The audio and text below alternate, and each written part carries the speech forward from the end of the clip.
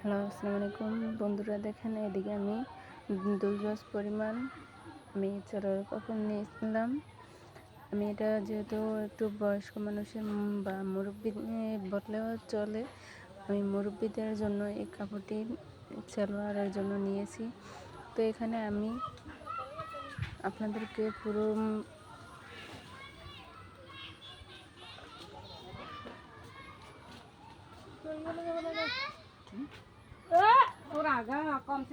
তো এখানে দেখেন আমি পুরো ভিডিওটার মাঝে আপনাদেরকে সুন্দর করে বুঝিয়ে বলতেছি যে আপনারা শুরুতে যেটা বলবো আমার ভিডিওটা শুরুতে আপনারা ভালোভাবে দেখবেন আর বেশি বেশি করে লাইক করবেন, কমেন্ট করবেন, শেয়ার করে দিবেন, সাবস্ক্রাইব করবেন। এখানে আমি লম্বা যেহেতু আছে 36 ইঞ্চি আমি নেব 38 ইঞ্চি। আমি কোমরের রবারের মাঝে জয়েন্টের লাগাবো। তো আমি নিচে জয়েন্টটা দেবো না, আমি যেহেতু ডাইরেক্ট প্লাজো বানাবো। তো এখানে দেখেন আমি কীভাবে কাপড়টি কাটতেছি। তো আমার সাইডে হলো বন্ধ সাইড, অপর সাইডটি হলো খোলা সাইড। আর আপনারা ভালো করে দেখবেন, আমি উপরের রাবারের কাপড়টি জয়েন্টে খাওয়াবো 4 ইঞ্চি পরিমাণের, ওই অনুযায়ী রেখে দিলাম। 2 পাট করে 2 ইঞ্চি করে 4 ইঞ্চি হয় 4 পাট করলে।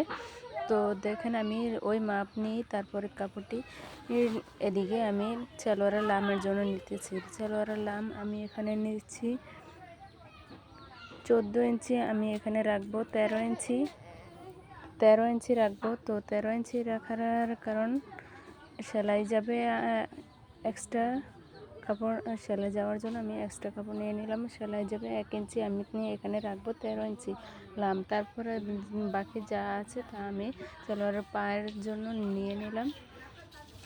আমি যে দাগ দিচ্ছি এই দাগ অনুযায়ী আমি একটি স্কেল দিয়ে দাগ দিয়ে নেব।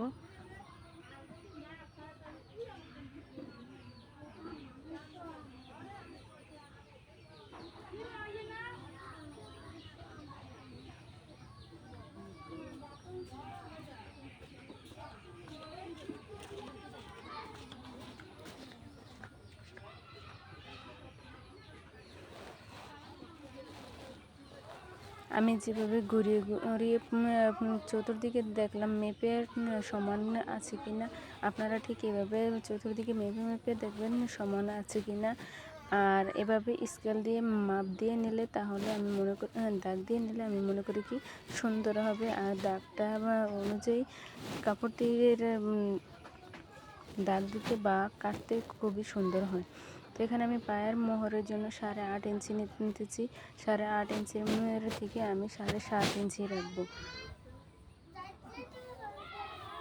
7.5 ইঞ্চি রাখবো। সেলাই করার জন্য সেলাইয়ের কাপড়টি সহ আমি এক্সট্রা কাপড় নিতেছি 8.5 ইঞ্চি। তারপর আমি সেলাইয়ের কাপড়টি ছাড়া আমি 7.5 ইঞ্চি রাখবো। 7.5 ইঞ্চি রাখার পর আমি এখানে দাগ দিয়ে দিলাম। দেখেন আমি স্কেল দিয়ে আমি সুন্দর করে দাগ দিয়ে দিলাম। লাম যেদিক থেকে আমি নেব ঠিক ওই বরাবর থেকে আমি পায়ের মোহরেরটার যে দাগ দিয়ে দিলাম এই দাগের এদিকে আমি স্কেলটি বসিয়ে তারপরে দাগ দিয়ে নিতেছি। যার কারণ আমি আপনাদেরকে বোঝার জন্য একটু গাঢ় করে দাগ দিতেছি, যেহেতু আপনারা সহজে বুঝতে পারেন। আর যারা আমার ভিডিওটি দেখতেছেন নতুন, আমার ভিডিওটি নিতে আমার কাছে যারা নতুন আছেন তারা অবশ্যই ভিডিওটি দেখবেন, দেখে ভালো লাগলে লাইক করবেন, সাবস্ক্রাইব করবেন, বেশি বেশি করে শেয়ার করে দিবেন।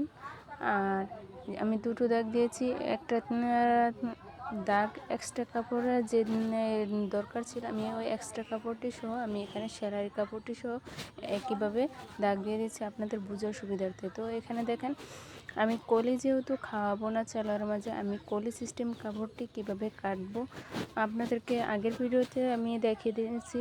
তো যারা না বুঝছেন তাদের জন্য আমি আবারও বলছি। এখানে আমি 3 ইঞ্চির মাঝে দাগ দিয়ে দিলাম। 3 ইঞ্চির মাঝে আমি দাগ দেওয়ার পর এই দাগ অনুযায়ী আমি স্কেল দিয়ে দাগ দিয়ে নেব।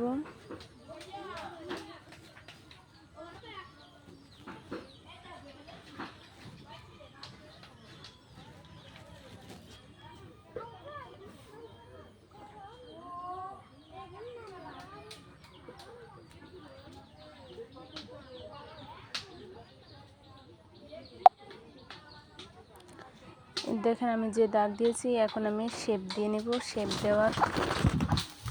দেওয়ার পর দেখেন এখন কি সুন্দর দেখাচ্ছে। এখন সালোয়ারের কলি খাওয়ালে যেরকম সিস্টেম হয় ঠিক এখন ওই সিস্টেম হয়েছে। আমি এখন মানে এই দাগ অনুযায়ী কাপড়টি কাটবো। তো আমি আর এক্সট্রা কলি খাওয়াবো না সালোয়ারের মাঝে। আমার এই কাপড়ই বা এই কাটার মাঝে আমার যথেষ্ট। আপনারা চাইলে একই নিয়মে এভাবে কাপড়টি কাটতে পারেন। আর যদি আপনারা এক্সট্রাভাবে অতিরিক্ত করে আপনারা কাপড়টি জয়েন্ট খাওয়াতে চান কলির জন্য, তাহলে আপনারা এক্সট্রাভাবে আগের নিয়ম অনুযায়ী আপনারা খাবেন। তো আমি ওইভাবে দেওয়ার জন্য আমি আপনাদেরকে আরেকটি ভিডিও নিয়ে আসবো, আপনাদেরকে আমি ঠিক ওইভাবে দেখাবো। আমি ওইভাবে আপনাদেরকে দেখাবো। তো আশা করি আপনারা আমার সাথে থাকবেন, আমার পুরো ভিডিওটা দেখবেন। যাদের আমি আবারও বলছি, যারা আমার ভিডিওটি নতুন দেখছেন তারা সবাই লাইক করবেন, কমেন্ট করবেন। কোনো কিছুতে যদি আপনাদের বোঝার অসুবিধা হয়ে থাকে বেশি বেশি করে শেয়ার করে দেবেন আর সাবস্ক্রাইব করে দিবেন। তো এখানে আমি কোমরের মাপ নিয়েছি। কোমরের মাপ আছে যেহেতু 13.5 ইঞ্চি, কোমরের মাপ আছে এখানে 13 ইঞ্চি, আমি 13.5 ইঞ্চি নেব আধা ইঞ্চি সেলাইয়ের জন্য। তো এখানে আমি 3 ইঞ্চিতে মার্ক নিয়ে তারপরে কাপড়টি কাটবো।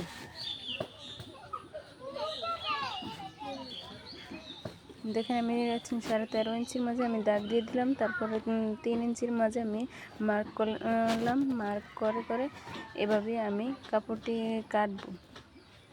কাপড়টি কাটার আগে আমি স্কেল দিয়ে দাগ দিয়ে দেব, যার কারণে আপনাদের একটু বুঝতে সুবিধা হয় সেজন্য।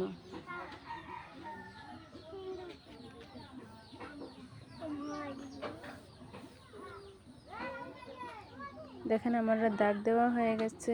এখন আমি স্কেল দিয়ে আপনাদেরকে দেখিয়ে দিচ্ছি। স্কেল দিয়ে এখন আমি দাগ দিয়ে তারপরে আমি দাগ অনুযায়ী কাপড়টি কাটবো। তারপরে আমার সালোয়ারের কাপড়টি কাটা সম্পূর্ণভাবে শেষ।